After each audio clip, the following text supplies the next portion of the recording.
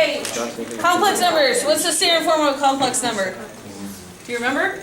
Nope. We did it in Algebra 2 and we did it first semester.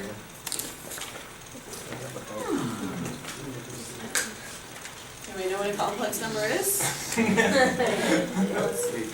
A plus BI has a real part and an imaginary part. Okay, how do you get an I? Negative. Okay, so now we're going to talk about how do you go from standard form of a complex number to trigonometric form of a complex number. This really doesn't have anything to do with the vectors. Okay, so the vectors were kind of covered in the first two. This is about trig functions and complex numbers. Okay, so trig form of a complex number is R times cosine theta plus I sine theta. Okay. So, two things you have to know in order to know trig form. You have to know what R is, and we've dealt with R forever. Does anybody remember the formula for R? The radius on a unit circle, square root of x squared. Okay, x squared plus y squared. So since we have a's and b's, it's a squared plus b squared.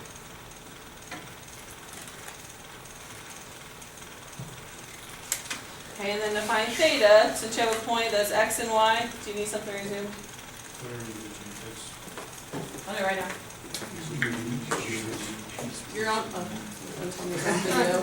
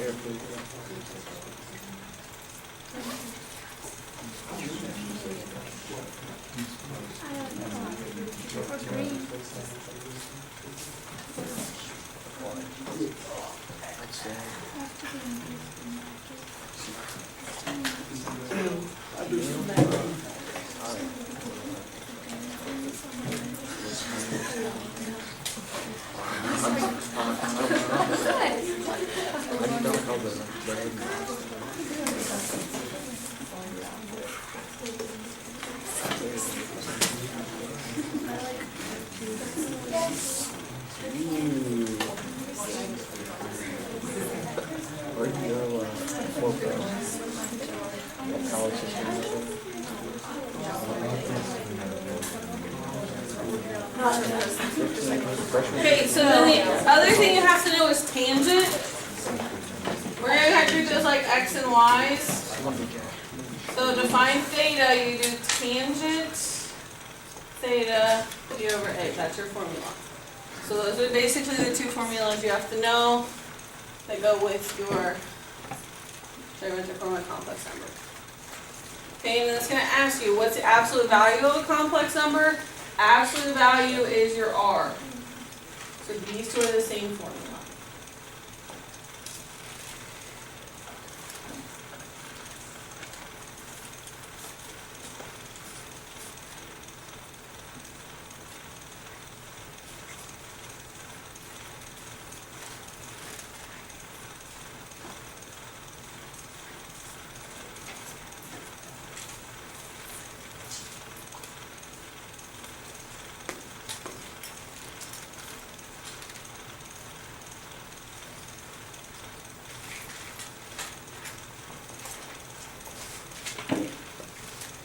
Okay, so the first thing we're going to do is we're going to plot the complex number and find its absolute value.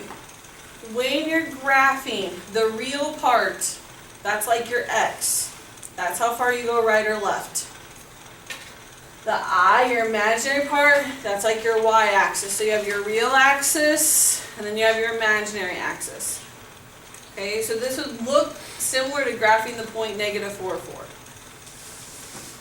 So we'll do real first and imaginary. I'm not going to give you graph paper because you can just freehand it.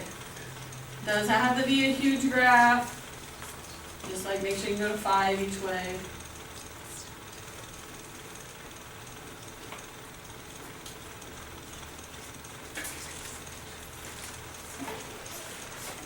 Okay, so if I graph this, it says -4 plus 4i, so I would go left 4, and then I would go up 4.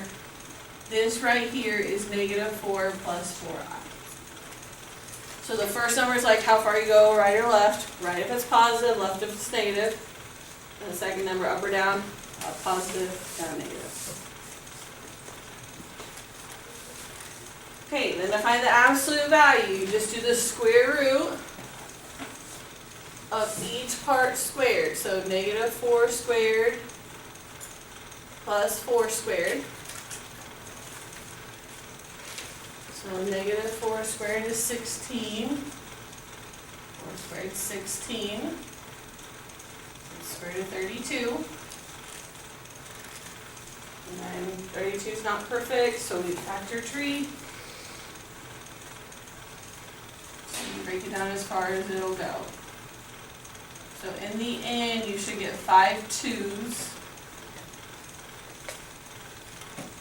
So I have one pair of 2s, another pair of 2s, so 2 times 2 is 4. And then square root of 2.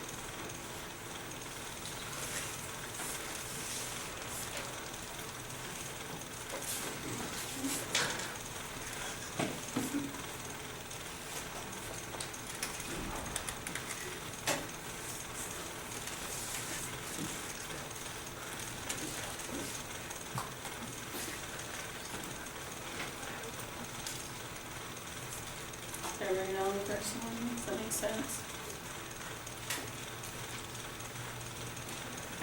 Okay, if you don't have, like this one doesn't have an imaginary part, okay, or if you just have one that doesn't have a real part, all these are, that just means that point's going to be on the axis. So this does not have an eye, so when I graph that,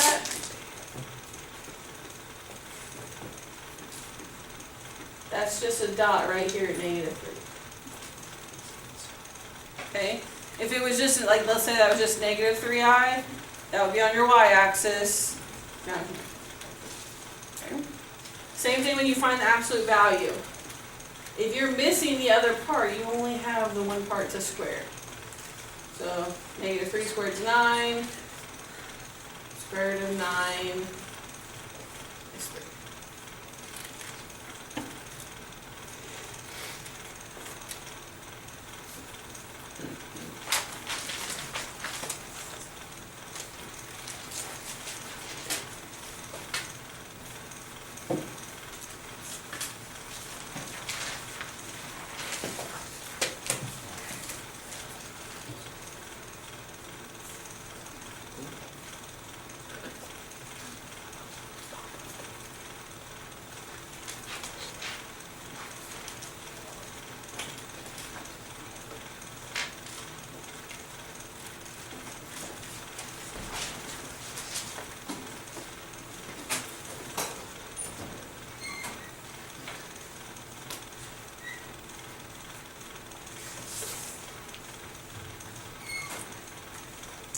Okay, is there any questions about graphing or absolute value? Okay.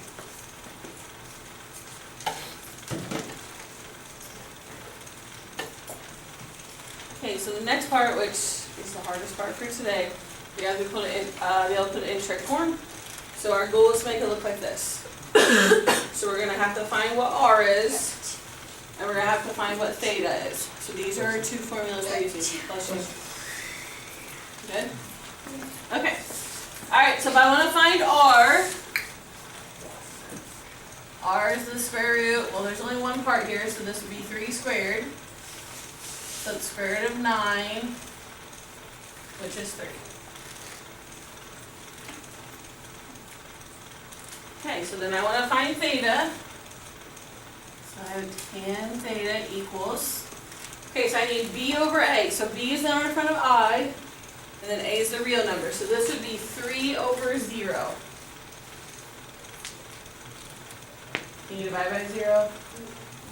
No. So this means we need to find where is tangent undefined. Okay, so where would normally my x be 0? Okay, so if I were to graph this, where would it be on a graph? I'm not going to, but if I were to graph this, where would it be? On the axis, would it be this one, right? Would it be above or would it be below? Above. What degree is at the very top? 90. So my theta is 90 degrees. So if you get 0 or you get undefined, those are the ones that are on your axes. Okay, 0 is either 0 or 180. It's undefined. If this was negative 3i, what would my angle be? 270. And then all you do is you plug it right in here. So I have r on the outside, and you have your parentheses, cosine 90 plus I sine 90. That's putting it in trig form. So you essentially will have 3 different types. Ones that are on the axis, okay, ones that are on your unit circle that come out perfectly, and you're going to have ones that don't come out perfectly. If they come out, because they're on your unit circle, if not, we'll round to 2 decimal places.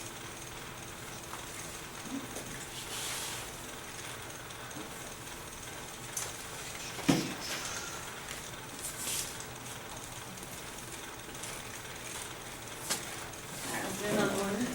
We're going to do one of each kind.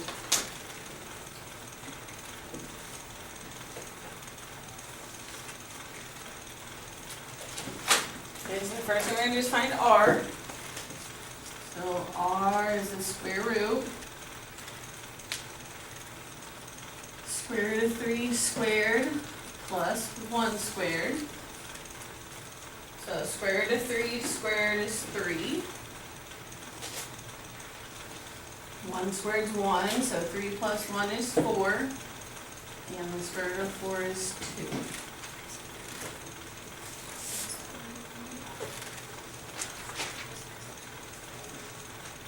Okay. My angle, tan theta equals 1 over square root of 3. Okay, now what quadrant would square root of 3 plus I be in? 1, 2, 3, or 4? Positive, then positive. Quadrant 1. So make sure when you're getting your angle, it's in quadrant 1. Okay, if it was like negative then positive, that's quadrant 2. So pay attention to your sign so you know what quadrant. So I know whatever I get for here should be between 0 and 90. Can you repeat that right when you asked the question? About how what quadrant it's in? Okay, so this number is positive, this number is positive. So that's like my x and that's my y. Okay. So that's why I know it's in quadrant 1. Okay? So if this was negative, then that's positive, that's quadrant 2. Okay, now you have 2 options. You can rationalize this, and you can be like, oh yeah, I remember Mrs. Whaley told me that square root of 3's are my 30 degrees. Square root of 3 are my 30 degrees, so I know theta is 30 degrees. Okay, if you don't think you can do that, or you don't remember all of those, then you can do the tangent inverse of this, and that will also give you your angle. Okay, just make sure when you get there, make sure that angle that it gives you is in quadrant 1, because you know your angle should be in quadrant 1. And also make sure your calculator's in degrees. It should be, because I think the last thing we did was in degrees. So this would be R's 2. So then we have cosine of 30 plus I sine of 30.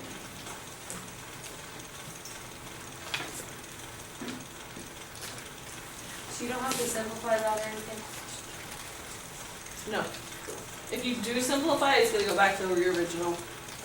Okay. Alright, let's do one more of these that doesn't come out perfectly.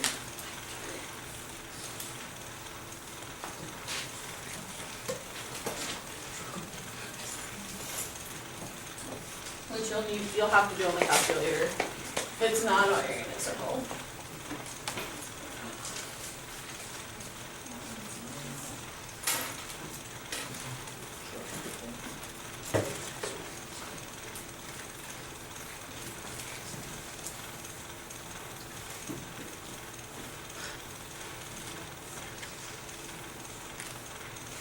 Okay, so negative 7 plus 4i.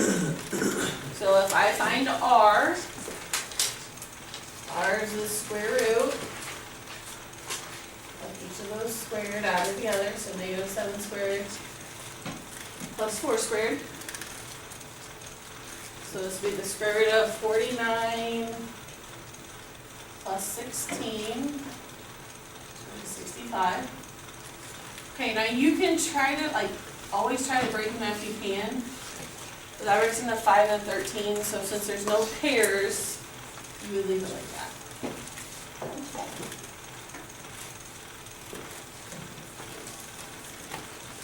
Okay, what quadrant would negative 7 plus 4i be in? Quadrant 2. That means your angle has to be between 90 and 180. Okay? So now we set up our tangent equation. And theta equals 4 over negative 7, so negative 4/7. Okay, this is not on your unit circle. So what you're going to have to do, if you want to find what the angle is, you're going to have to do tan inverse of negative 4/7 to find that.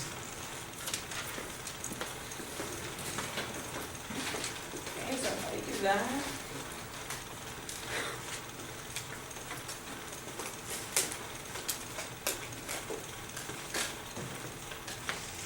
and I get negative 29.74. Okay, what's wrong with that angle? Is it in quadrant 2? No. What quadrant is this in? 4. Okay. So if it's negative, this is kind of like reference angles, which we did in chapter 4. If you need it in quadrant 2, they're going to give you the angle that's closest to the 0 degrees. So if I want this in quadrant 2, then I'm going to add 180 degrees to it. Now, if you want it positive and in quadrant 4, what would you add to it? 360. Okay? So if you want in quadrant 4, you'd add 360. Since I want in quadrant 2, I would add 180. So you know what to do with quadrant 3? No. Okay, if it's in quadrant 3, you make this positive and then add the 180. So it's about kind of like what we did in reference tables back in chapter 4, probably like, I don't know, section 4.4 probably. Okay, so my equation would be r, so square root of 65, and then cosine 150.26 plus I sine 150.26. Okay, that's the hardest part. Going the other direction is easier. At least I think it is.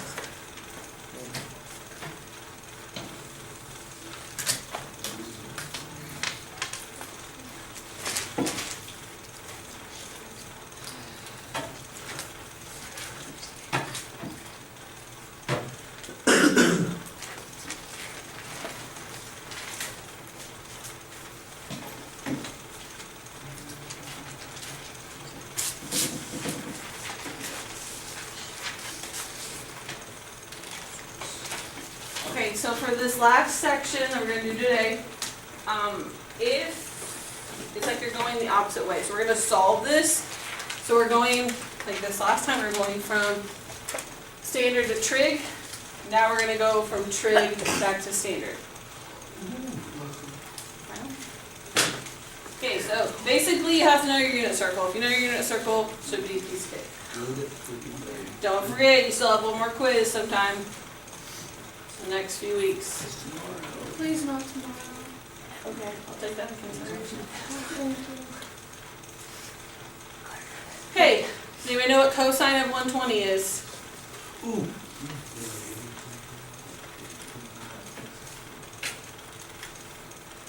Negative 1/2. So what you're gonna do is you're gonna solve these. So cosine 120 is negative 1/2. What about sine of 120? Okay, so this would be square root of 3 over 2 I. So you solve what those angles are, and then what do you think you do with the number on the outside? Multiply it. You just distribute. So this would be negative 3/2 plus 3 square root of 3 over 2 I.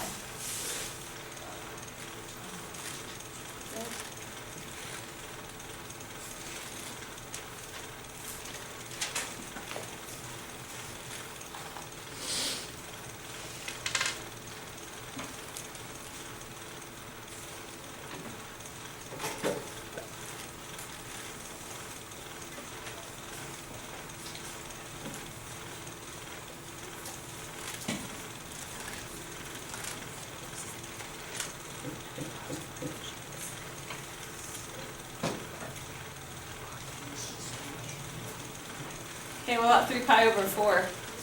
Is that on your unit circle? Yes. Yes. I know that one. That is. That's right. It's this. It's the same thing as 135 degrees. So do you know what the cosine of that is? Hang on. Square root of 2 over 2. Negative square root of 2 over 2. So what's the sine? 2 over 2. Okay. Now, you cannot, and this has like been true like forever, you cannot have decimals inside fractions. So before you can distribute, we need to make 3.75 into an improper fraction. So this is 3 3/4. So what would that be as an improper fraction? 15 over 4. So then make that improper before you distribute. Okay? Now, if those didn't come out perfectly, like they weren't on your unit circle, you would not have to do this. You just can't have decimals inside fractions. So my answer would be negative 15 square root of 2 over 8 plus 15 square root of 2 over 8 I.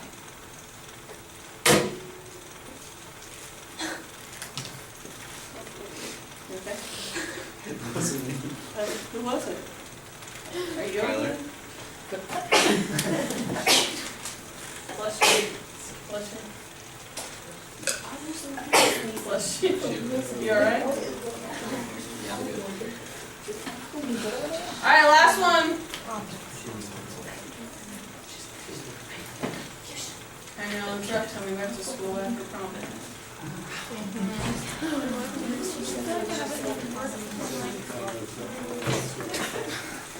I don't know why.